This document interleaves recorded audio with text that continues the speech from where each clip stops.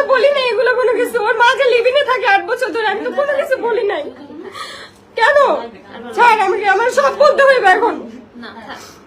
আমার লাইফটা শেষ করে দিছে, আমার লাইফটা শেষ করে দিতেছে ওরা।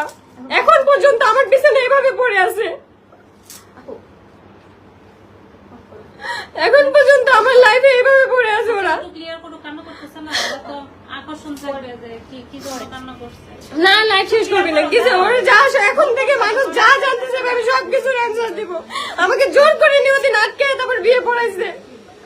আমি বাসায় চলে আসতে চাইছি, রাতে 10টা বাজে আমাকে বাসায় আসতে দেয় নাই। আমি এক কাপড় চোপড়ে গেছি। আপু কিন্তু অনেক ইমোশনাল, তো আপনারা কেন ওনাকে এইসব আপনারা না, এই বাসার ওরা ইরফান, জিহাদ, তারপর হইতেছে সামি, মুন্তা, ওরা সবাই মিলে আমাকে এরকম ভাবে অ্যাটাক করতেছে। ওরা সবাই মিলে অ্যাটাক করতেছে। আমার শ্বশুর আমাকে অনেক ভালোবাসে, আমাকে নিতে চায়। আমি আর কখনোই চুপ থাকবো না। আমাকে নিয়ে ওরা বিয়ে ব্যবসা করছে। ওরা সবসময় আমাকে বলতো যে সারাদিন আমি কান্না করি, কোনো সমস্যা নেই, কিন্তু ভিডিওতে যখন আমি আসবো তখন যেন আমার হাসি মুখ থাকে, আমার হাসি ফেস থাকে। এটা কেন বলতো? ভিউ ব্যবসার জন্য বলতো না?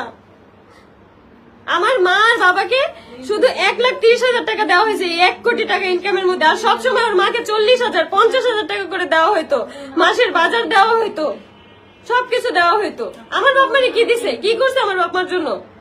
ভিউ ওইখানে যে হয়েছে, আমার ইনকাম ছিল না, আমি কামাই নেই ওইখানে।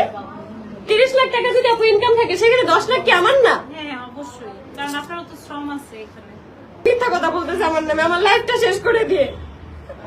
তোর জীবনেও ভালো হবে না। আমার বাচ্চার নিঃশ্বাসের প্রত্যেকটা অভিশাপ তোদের গায়ে লাগবে। লাগতেছে না?